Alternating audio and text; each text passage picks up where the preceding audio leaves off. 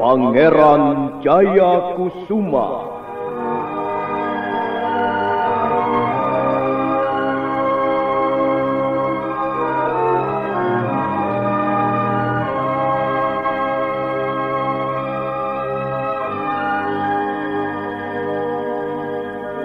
Sebuah serial drama radio yang dipersembahkan oleh Teater Sanggar Cerita dan Sanggar Prativi bekerja sama dengan PT Bayer Indonesia.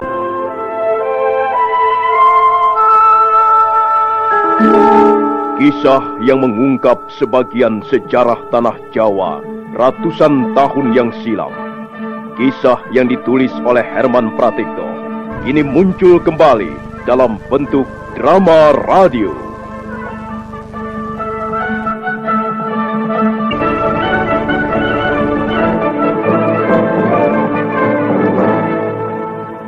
Naskah disusun dan diolah oleh S. Tijab, teknik dan montase Rudi Tinangon dan M. Pranoto, sutradara E.W.S. Yuwono.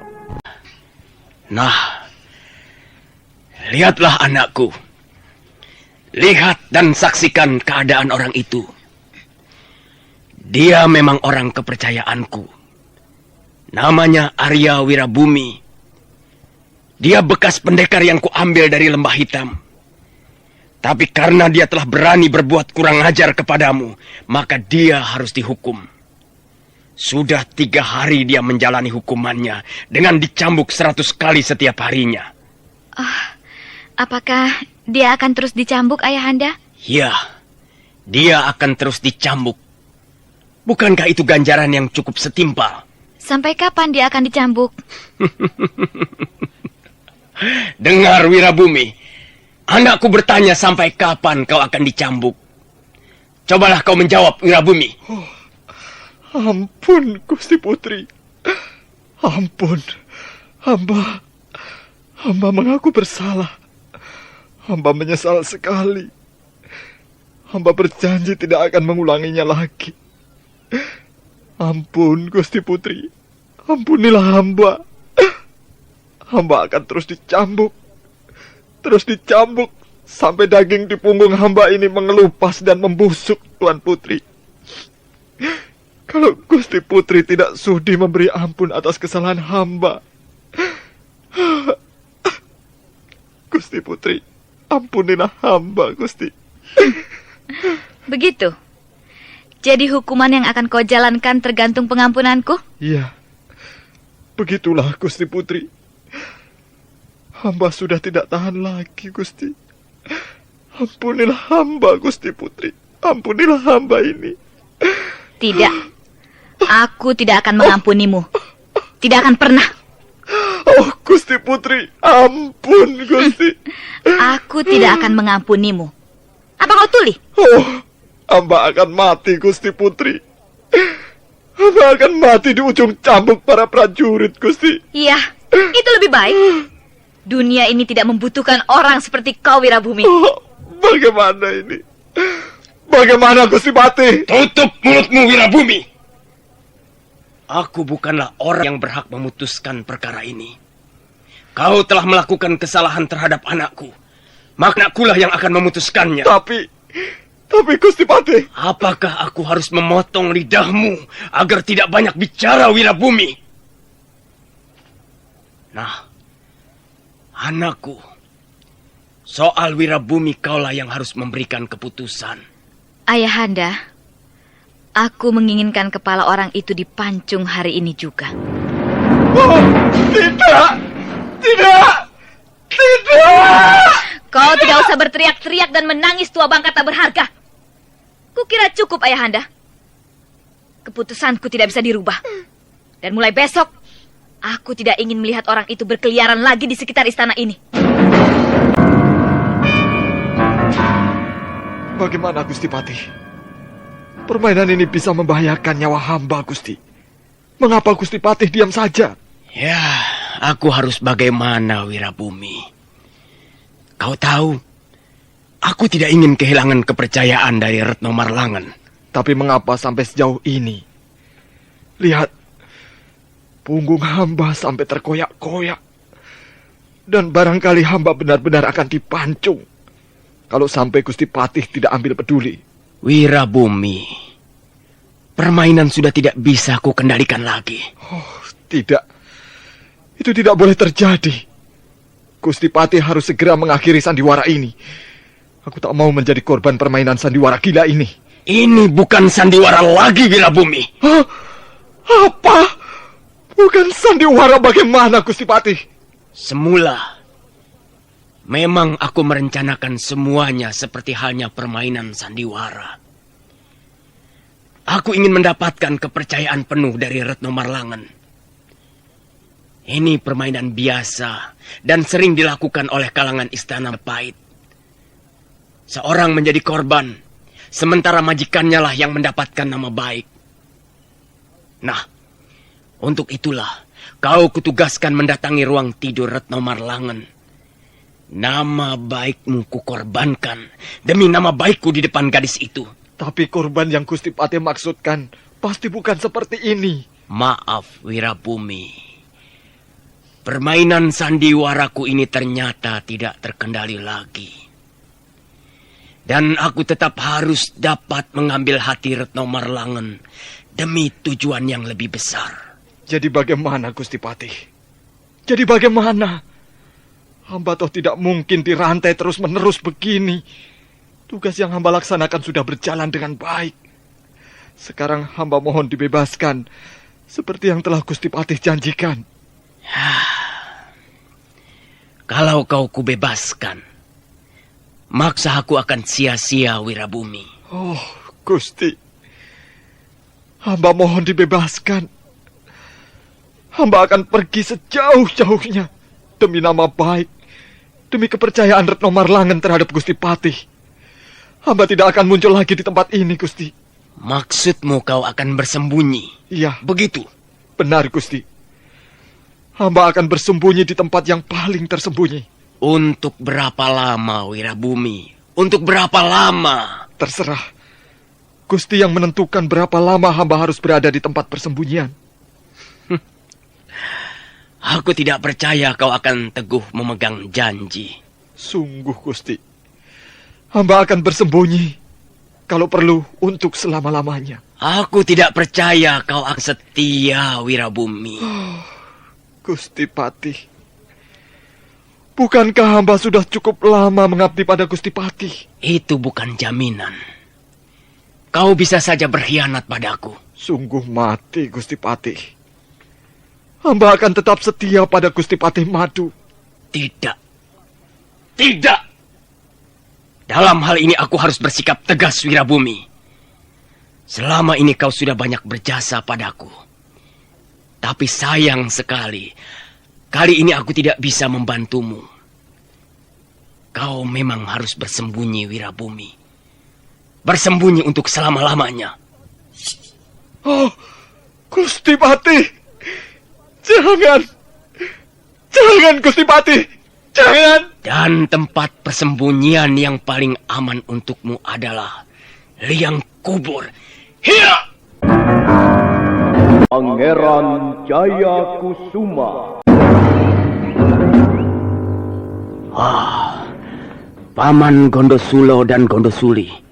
Sudah lama paman berdua menunggu. Belum terlalu lama, Gusti. Kami mendengar dari seorang prajurit jaga bahwa Gusti Patih sedang berada di ruang tahanan. Benar, paman. Aku baru saja menghukum Wirabumi.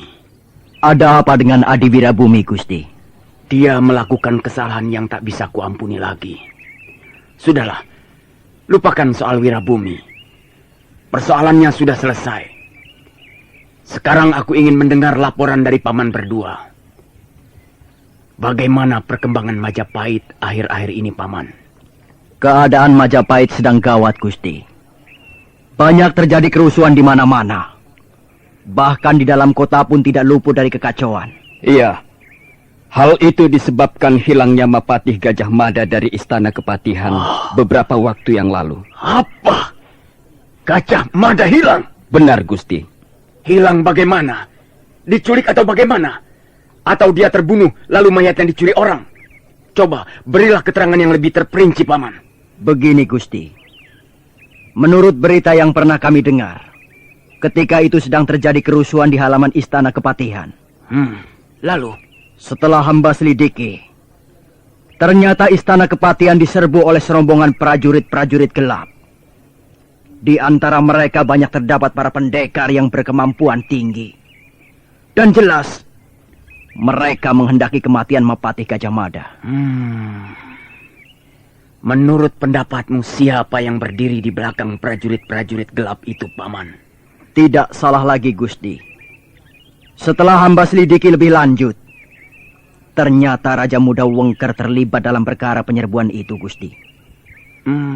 Iya. Itu sudah kuduga. Raja Muda Wengker memang kelihatan sangat bernafsu untuk berkuasa. Tapi kesempatan itu tidak pernah diperoleh. Karena Raja selalu berpaling ke arah Gajah Mada. Iya. Lalu bagaimana selanjutnya, Paman? Kemudian hamba dengar bahwa Gajah Mada hilang dari Istana Kepatihan. Hilangnya penuh rahasia. Dan hingga sekarang pun belum ada yang tahu kemana perginya, Gusti. Apa tidak mungkin dia sudah binasa, Paman? Hamba juga berpendapat begitu, Gusti. Walaupun bagaimana, Gajah Mada sudah terlalu tua. Apa artinya kesaktian jika pemiliknya sudah lanjut usia? Ya, mungkin saja dia terbunuh dalam kerusuhan itu. Dan mayatnya disembunyikan para pendukungnya. Sebab hingga sekarang pun tidak ada kabar beritanya. Ya, begitulah nasib seorang manusia besar seperti Gajah Mada. Akhirnya menjadi sasaran para pembunuh gelap. Tapi sebenarnya dia sudah mulai kecewa semenjak perang bubat beberapa tahun yang lalu. Raja sudah kurang berkenan lagi padanya. Mungkin hal itu ikut menjadi salah satu sebab kematiannya. Dia mulai kurang bergairah. Dia mulai kurang waspada. Dan akhirnya dia pun lengah. Baiklah, Paman. Terima kasih atas berita yang Paman sampaikan. Lalu, bagaimana rencana Gusti Patih selanjutnya? Rencanaku akan terus berjalan. Retno Marlangen tetap harus menjadi permaisuri Pangeran Anden Luano dari Kerajaan Singgelo. Dengan adanya perkawinan itu, aku akan mendapatkan keuntungan-keuntungan yang menentukan. Pertama, ditambah dengan lenyapnya si tua Gajah Mada, aku akan bisa memperbaiki namaku di depan Raja. Raja tentu senang sekali dan akan mau menerima perkawinan itu sebagai cara memperbaiki hubungan dengan Kerajaan Pajajaran. Dan kedua, aku bisa menjalin hubungan langsung dengan Kerajaan Sunda itu. Sewaktu-waktu pemberontakan yang kurencanakan gagal, aku sudah punya tempat untuk bernaung. Demikianlah siasat Patih Madu dalam usahanya memperoleh kedudukan paling menentukan di tengah kalangan Istana Majapahit. Dia memang licin bagai belut, pintar bagai kancil, licik dan berbisa bagaikan seekor ular. Sementara itu waktu terus berjalan.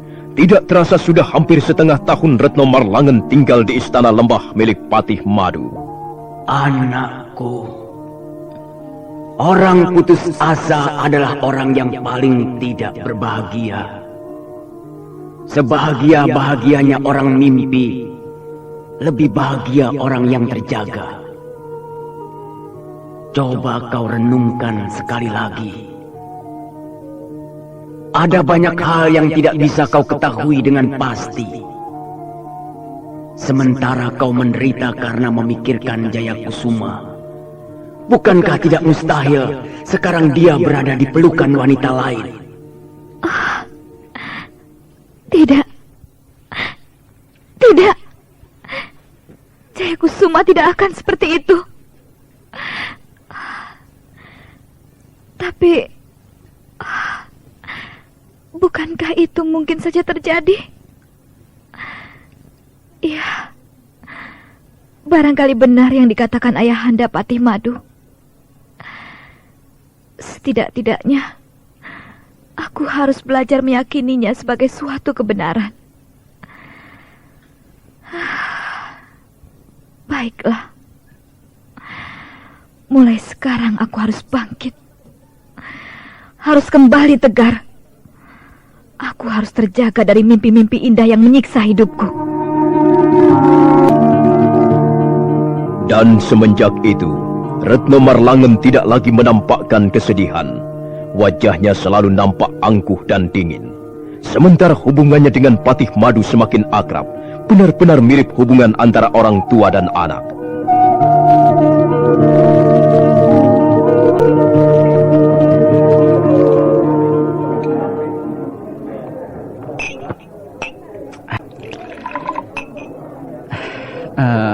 Minta tambah lagi minumnya. Aku haus sekali. Aku juga haus. Tambah semangkok lagi ya. Jangan khawatir. Akan kubayar lunas. Sekalian hutang yang kemarin siang. Masih muda sudah banyak hutang, Kang. Hutang tidak kenal umur. Siapa yang tidak punya ringgit, tapi punya keinginan makan atau minum di warung, ya harus mau hutang. Siapa itu? Sepertinya seorang pengemis. Lihat saja pakainya kotor dan lusuh. Kataku dia mirip gembel atau gelandangan. Dia menuju kemari.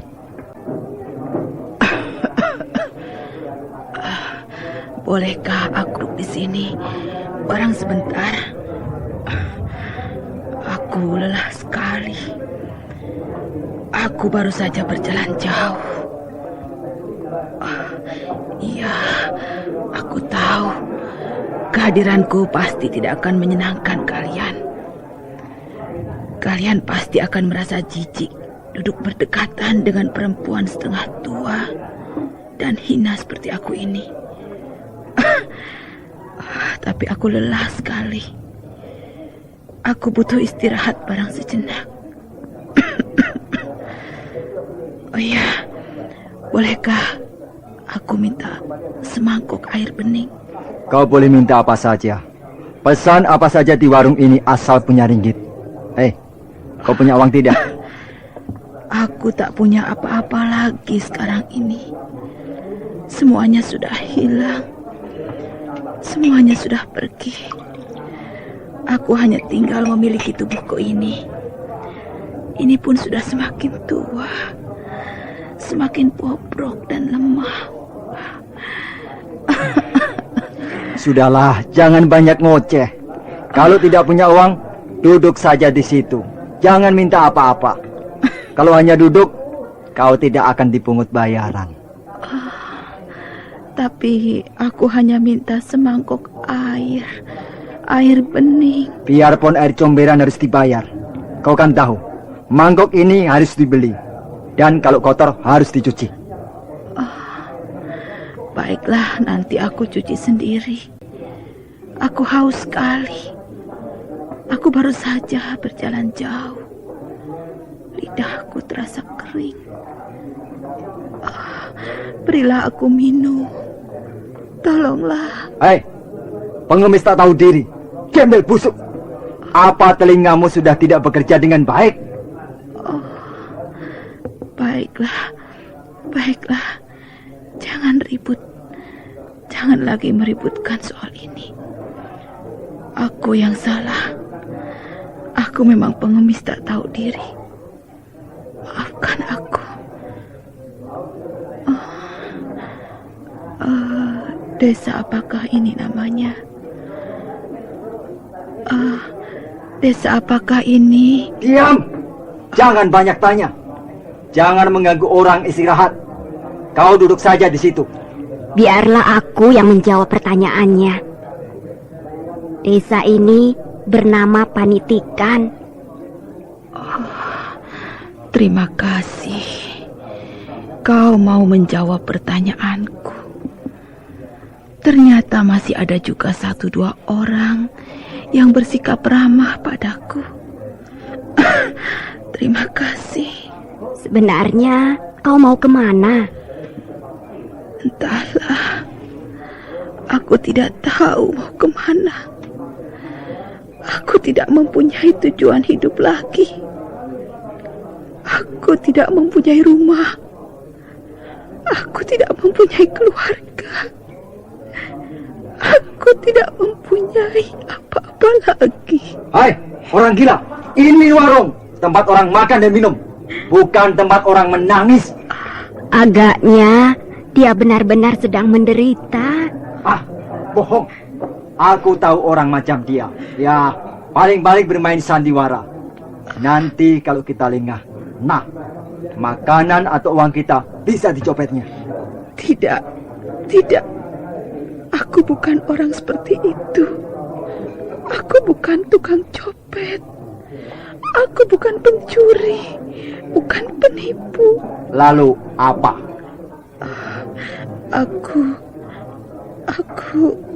Aku bukan siapa-siapa. Aku memang tidak pantas lagi dihormati. Tapi jangan menuduh aku sekejam itu. Aku sudah sadar sekarang. Aku sudah melupakan cara hidupku yang lama, yang penuh gelimang dosa. Sekarang aku mau hidup dan baik. Tapi rupanya kehadiranku tidak diterima. Sudah. Kalau kau masih nangis juga, nanti ku banting mangkok ini. Atau ku siram kamu dengan air jahe panas. Kang. Jangan terlalu kasar, Kang. Kalau kita tidak kasar, dia yang akan kurang ajar. Tunggu. Sepertinya aku pernah melihat wanita ini. Di mana ya? Sebentar. Akan ku ingat-ingat dulu. Jangan-jangan dia bekas pacarmu, hah? Bukan. Aku bersungguh-sungguh. Bolehkah aku tahu namamu? Namaku? Aku tidak punya nama lagi. Namaku sudah lenyap dari permukaan bumi. Iya, tapi kau pasti punya nama, kan? Nama itu telah terkubur bersama seluruh milikku, kebanggaanku, harga diriku. Kau pasti menyembunyikan sesuatu. Pandangan matamu mengingatkan pada seorang wanita yang sangat sakti, yang sekarang sudah tak pernah menampakkan diri lagi. Iya, kaulah wanita itu. Aku lupa siapa, tapi pasti kaulah wanita sakti itu. Wanita sakti? Aku wanita sakti?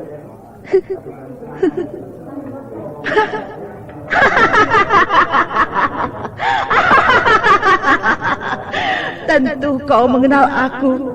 Seluruh dunia mengenal siapa Keswari. Dan sekarang rasakanlah kehebatan ilmuku.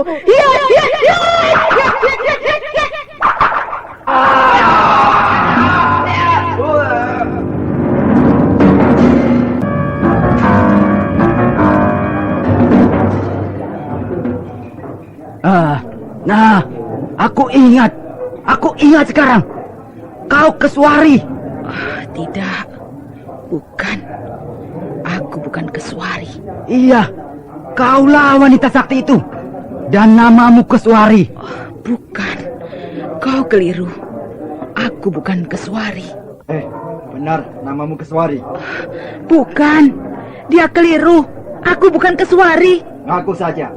Katakan terus terang. Kalau kau benar-benar Keswari, nah, aku akan membuat perhitungan denganmu.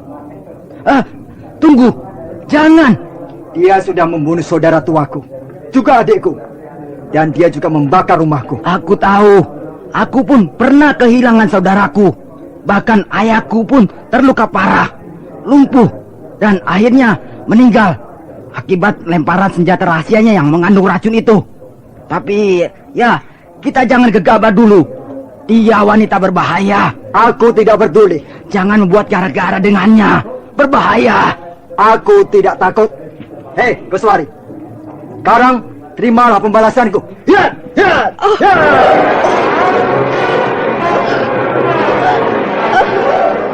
Hayo bangun Keswari. Bangunlah wanita setan. Tunggu. Apa kau? Minggir. Perempuan jahat ini harus dibinasakan. Jangan. Kalau dia marah dan mengamuk, kita semua akan menjadi korban. Kamu tahu itu. Dia wanita sakti. Dia bisa membasmi seluruh isi kampung ini sendirian. Aku tidak peduli. Dendamku masih membara. Dan sekarang tiba saatnya untuk melampiaskannya.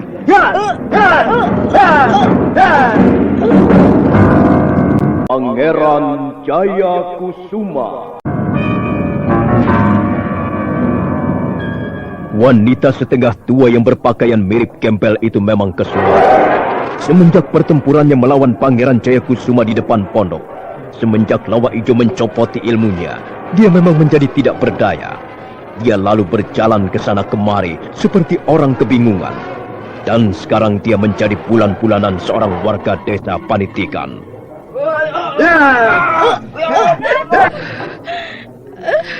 Ya, kalian benar. Kalian benar. Aku memang Kesuari. Tapi aku bukan Kesuari yang dulu. Kesuari yang sekarang seperti inilah keadaannya. Kesuari yang sudah runtuh berkeping-keping. Kesuari, kau jangan terlalu merendahkan diri. Kau jangan membuat gara-gara dengan kawanku ini. Kami semua tahu kesaktianmu. Dan kami tak ingin melibatkan diri dengan semua urusanmu. Tidak, kau keliru. Kesuari yang sekarang bukan wanita sakti lagi. Nah, saudara pendengar, bagaimanakah kisah selanjutnya? Silakan menunggu kelanjutan kisah Pangeran Jayakusuma ini pada episode berikutnya yang dipersembahkan oleh Revagan, tablet anti flu buatan Bayer, manjur dan cepat kerjanya. Sampai jumpa.